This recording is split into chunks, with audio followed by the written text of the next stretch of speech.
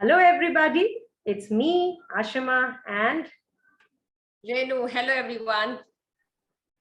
और आज फिर हम आपके सामने हैं to enhance personality and better speaking skills in English. और हम बात करते हैं वापस से writing, reading, listening, speaking, positive mindset, having one journal where you keep writing, keep correcting, and also having a booklet where you do your vocabulary. तो रेनू आज क्या करेंगे सबके साथ? आज सबको वोकैब्युलरी की बातें करेंगे कि गलिवर ट्रैवल्स एक बार पढ़ लें? एक बार मुझे लगता है कि मुझे ऐसा लगता है कभी कभी लोग सीखने के लिए क्यूरियस बहुत रहते हैं जी, लेकिन जब बात रीड की आती है, राइट की आती है, तो वो लोगों के मन में आ जाता है अब हम रीड करें, राइट करें। लेकिन मैं चाहती हूँ कि आपके जरिए लोग जाने कि ये एक तरह से पिलर है। अगर आपको अपनी लैंग्वेज को इनहेंस करना है, बेटर बनाना है, जी, तो इसका रोल कितना इम्पोर्टेंट है उसके बारे में लोग जाने। और मैं जरूर चाहूंगी जिसकी चर्चा आपने की थी पिछले वीडियो में, गलीवर वाला, वो उसको हम थोड़ा सा आगे बढ़ाएं। ठीक है। So we'll go to Gulliver travels और मैं रेनू तुम्हें 2-3 तरीके से पढ़ के दिखाऊंगी और हम अपने तुम मुझे बताना तुम्हें कौन सा तरीका सही लगा, कौन सा नहीं। Let me share screen. और जब तुम्हें ये लगेगा कि जो मैं पढ़ रही हूँ तुम्हें अच्छा लग रहा है या नहीं लग रहा है और किस तरह से लग रहा है, तो then will take views from our audience and understand कि उन लोगों को क्या कहना है। Let me just look for Gulliver Travels. मेरा गलिवर ट्रैवल्स कहाँ गया Renu? 1 minute. Okay, 1 minute. I am just trying to understand कि मेरा गलिवर ट्रैवल्स किधर है। मैम सर्च कर रही है, तब तक हम लोग ये बात कर लेते हैं कि जो रीडिंग का हमारा प्रोसेस है, आप लोग प्लीज, ये मेरी रिक्वेस्ट रहेगी कि जो मेरे व्यूवर्स हैं, मुझे देख रहे हैं और उन्हें फेथ है थोड़ा सा भी, तो इस बात को वो जरूर समझेंगे कि अगर उन्होंने, फॉर एग्जाम्पल, आप 10 डेज की प्रैक्टिस खुद से करके देखिए कि आप 5 दिन अगर आप रीडिंग की प्रैक्टिस करते हैं तो आपकी आवाज में, आपके साउंड में और आपका जो प्रोनाउंसिएशन है, आपने क्या उसमें फील किया कुछ चेंज? आप रिकॉर्डिंग भी बना सकते हैं। आप खुद देखेंगे कि 10 दिन की जब अलग अलग रिकॉर्डिंग्स जो रीडिंग्स की होती हैं आपके सामने आएगी, तो डेफिनेटली आप चेंज देख पाओगे।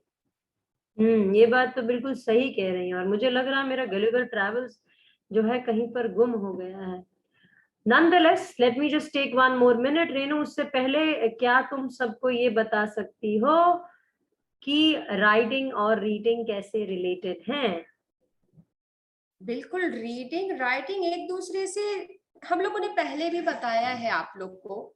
और आप कहीं भी कोर्सेज करने जाएंगे, यहाँ तक कि IELTS के बारे में आप लोगों ने सुना होगा, जिसका प्रिपरेशन कराने के लिए लोग स्पेशली उसकी प्रिपरेशन करते हैं।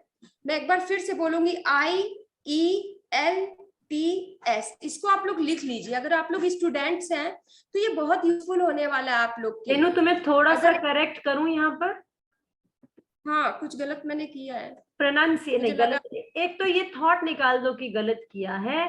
ओके, देखो, तुमने जो प्रोनाउंसिएशन किया, STUDENTS कैसे बोला तुमने? IELTS। नहीं, STUDENTS कैसे बोला? स्टूडेंट्स।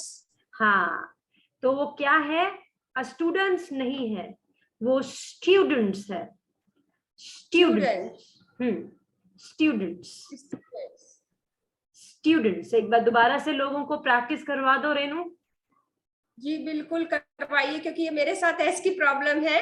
क्योंकि स्टार्टिंग में जब मुझे आदत थी स्पीक बोलने की, जी, जब मैंने उसका प्रोनाउंसिएशन देखा, ब्रिटिश, इंडियन और फिर अमेरिकन, तो थोड़ा सा कंफ्यूजन हुआ मुझे जी, जी, कि जी, मैं जी, कैसे जी, प्रोनाउंस कर रही हूँ।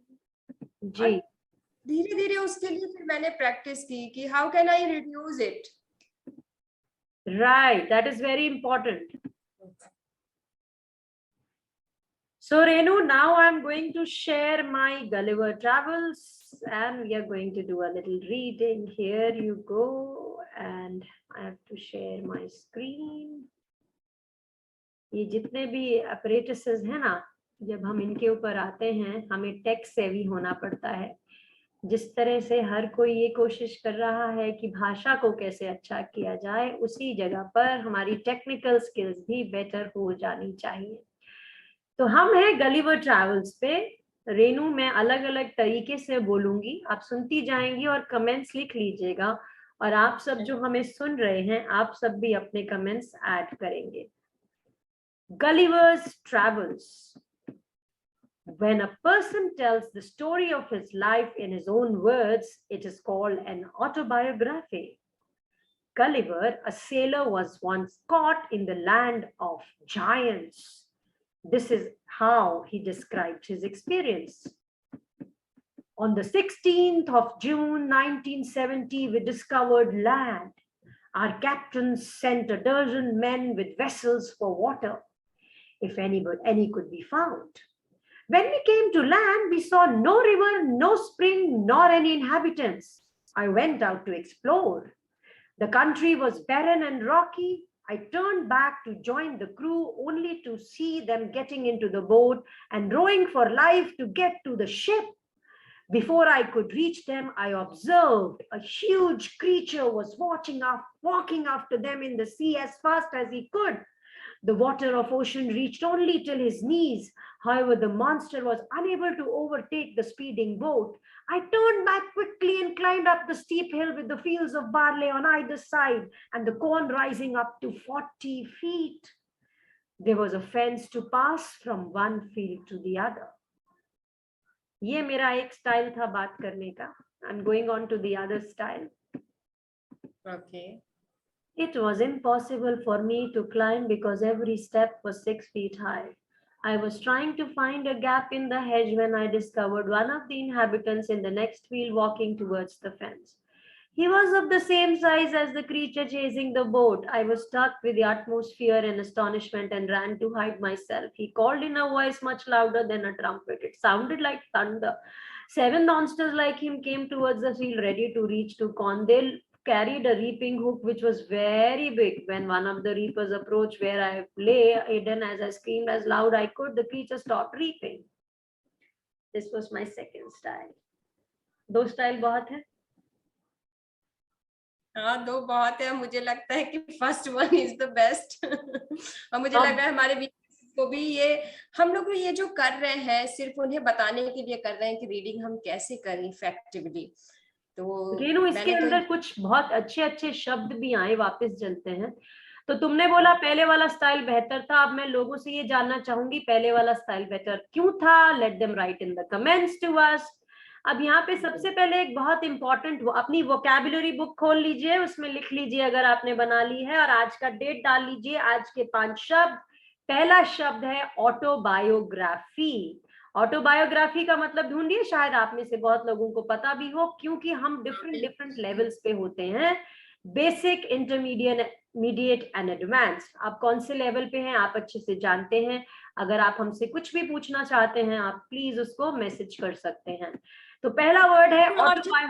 जी, यहाँ पे मैं एक चीज ऐड करना चाहूंगी. अपने व्यूअर्स से मैं बोलना चाहूंगी कि उन्हें कोई कोई वर्ड्स जैसे इसमें रीडिंग में अगर बड़े बड़े आ रहे हैं तो उन्हें घबराना नहीं है. अभी हम लोग खाली बता रहे हैं कि किस तरह से वो लोग रीड कर सकते हैं, है ना. तो परेशान नहीं हो जाना है, क्योंकि ये कभी कभी होता है. मेरे साथ हुआ था, मैंने एक्सपीरियंस किया है. That's why I am sharing with all of you कि कभी भी ऐसा हो तो कभी भी मन में ये नहीं लाना अरे ये तो बड़ा है हम कैसे पढ़ें. ट्राई करिए, प्रैक्टिस, तो जरूर अच्छा हो जाएगा वो एक टाइम के बाद. हम वही तो हेल्प करने की कोशिश कर रहे हैं ना रेनू सबकी, है कि नहीं, कि आप उनको अच्छे से पढ़ पाए. मैं दोबारा से वर्ड रिपीट करती हूँ. और जो दूसरी इंपॉर्टेंट क्वेश्चन है, घबराना तो है ही नहीं, इसीलिए तो हम बोल रहे हैं ना अपने माइंड को पॉजिटिव करिए, है कि नहीं. सो पहला वर्ड जो हम बोल रहे हैं ऑटोबायोग्राफी. और घबराइएगा नहीं, रेनू आपकी हर तरह से मदद करेंगी. You can write in your questions. Second word is inhabitants. The word is inhabitants.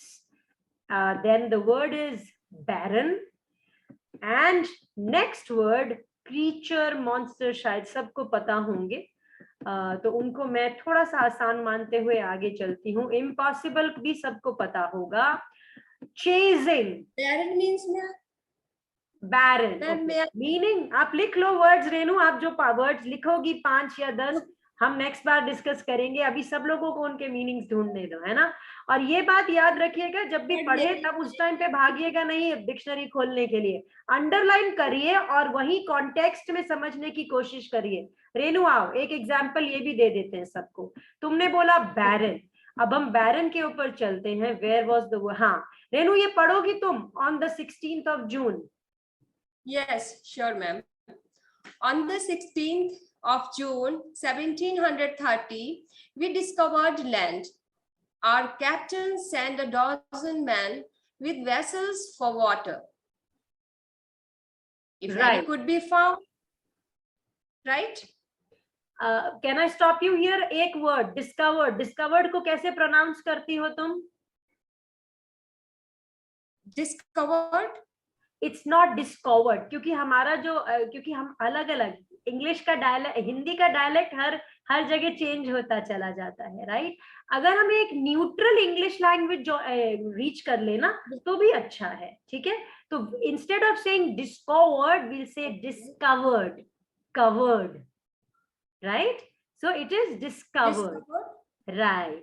So we'll not say covered, it's covered, very right. So next word Renu आगे पढ़ोगी ताकि तुम खुद कोशिश करो समझने की इसी कॉन्टेक्स्ट में। नहीं समझ आएगा तो बाद में डिक्शनरी में देख लेंगे, आप लोग सबको भी नहीं समझ में आएगा तो let's see if Renu can understand the meaning of baron here.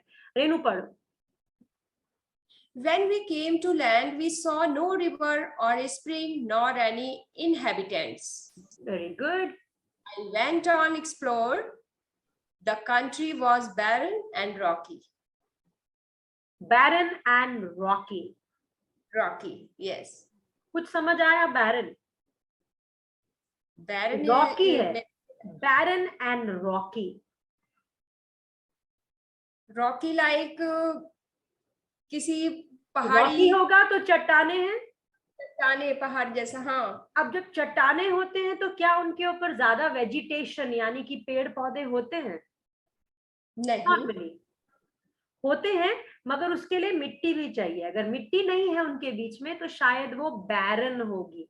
बैरन होगी मतलब उपजाऊ नहीं होगी, उसको आप कल्टीवेट नहीं कर सकते हैं, right. So that is the meaning of baron. Okay, words लिखते जाइए रेनू, नेक्स्ट एपिसोड में हम डिस्कस करेंगे इनके मीनिंग, जिनके मीनिंग। अब मैं एक और वर्ड बता दूं, हेज, HEDGE, हेज एक वर्ड है जिसको आप लिख सकते हैं। उसके बाद astonishment, utmost fear and astonishment. I was stuck with utmost. Utmost शायद अपने आप में खुद को समझा पा रहा है ना, अटमोस्ट अपने आप में क्या बोल रहे हो? Infinite. No, utmost means बहुत ज्यादा डर, you know, a lot of fear, है ना, मतलब complete, एकदम extreme limit का। most से relate करेंगे ना, so हमको वो relation बनाने की जरूरत है words की। नहीं समझ आएगा तो डिक्शनरी है ना, और हम तो है ही रेनू सबको समझाने के लिए, है ना। so utmost के बाद trumpet हम छोड़ देते हैं, लिखना है trumpet लिख लीजिए, हम यहीं तक पढ़े हैं अभी तक, so we'll have to leave it here. Do you want me to carry on the story or shall we leave it for everybody to read? हम वापस बता देते हैं, ये किताब है NCERT की मैरीगोल्ड क्लास 5, लेसन है टॉप्सी टर्वी, और उसी में गलिवर ट्रैवल्स है। गलिवर ट्रैवल्स के ऊपर एक बहुत मोटा नॉवल भी है, अगर आप पढ़ना चाहें। ये एक छोटी सी स्टोरी है, इससे शुरुआत करते हैं, और अगर आप नॉवल पढ़ना चाहते हैं तो आप वो भी पढ़ सकते हैं। I think I should stop sharing Renu, कि तुम क्या बोलती हो? और लोग हमारी कुछ स्टोरी को सुनना चाहेंगे या शब्द सीखना चाहेंगे, कि आज के लिए बहुत है ये वाली स्टोरी? आज के लिए ये हम लोग यहाँ पे स्टॉप करते हैं, और इन लोगों को बोलते हैं कि ये लोग कमेंट्स में बताएं कि इन्होंने इस स्टोरी से क्या समझा, क्योंकि मैं देख पा रही हूँ, जहां तक मैं अपनी बातें शेयर करूंगी, कि एस्टोनिश कितना खूबसूरत वर्ड है। अगर हम रियल में चाहते हैं कि हमारी जो वर्ड बुक है वो इनहेंस हो, तो हमें वर्ड पे भी फोकस करना है जो हमको मिला। और अगर ये लोग जानने के लिए सच में क्यूरियस है कि किस तरह से स्टेप बाय स्टेप प्रोसेस को कंसिस्टेंसी के साथ फॉलो करके हम लोग अपनी पर्सनैलिटी के साथ साथ अपनी इस लैंग्वेज को इनहेंस कर सकते हैं, तो वो लोग फॉलो करेंगे और हमें बताएंगे कि आगे उन्होंने पढ़ा तो कोई ऐसा वर्ड जिसे प्रोनाउंस करते समय डिफिकल्टी उन्हें हुई, या कोई ऐसा वर्ड जिसकी मीनिंग वो कनेक्ट नहीं कर पाए। जैसे आपने कहा रॉकी के साथ कनेक्ट करो बैरल को, तो आसानी हो गई याद करने में। तो क्या वो सेंटेंस का फॉर्मेशन देख के क्या समझ पाए कि अच्छा एस्टोनिश है, इसका मतलब मुझे नहीं आ रहा है, कैसे कनेक्ट करूं? सिंगल वर्ड को नहीं समझना है, you have to try to understand in the whole sentence. फिर भी नहीं समझ आता है, अंडरलाइन कीजिए, पढ़ते जाइए, पूरी स्टोरी को पढ़िए, इंटरेस्ट लूज मत करिए। सो आप लोग गरीबर ट्रैवल पढ़िए और वापस आएंगे मैं और रेनू। रेनू टिप दे दोगी आज की? हाँ दीजिए, बिल्कुल बिना टिप के नहीं जाना है आपको क्योंकि वो बहुत यूजफुल है, इवन मेरे लिए है तो वो सबके लिए होगी, तो प्लीज आप शेयर करिए। आज की टिप ये है कि टॉक थेरेपी बहुत इंपॉर्टेंट है। Talking is one important thing, और उसके लिए अगर आपको किसी को कभी कभी जबरदस्ती बिठा कर भी अपने से बात करवानी पड़े, और वो लोग जो आपके दिल के पास हैं, आपके दिल के करीब हैं और आप उनके दिल के करीब हो, आपको कभी भी कोई इमोशनल अपहीवल हो, तो प्लीज टॉक, बात करिए, अपनी फीलिंग्स को बॉटल अप नहीं करके रखिए, because if you keep your feelings bottled up, you're hurting yourself mentally and physically both. Have a great life, my dear friends, and we are in gratitude of all of you कि आप हमें सुन रहे हैं।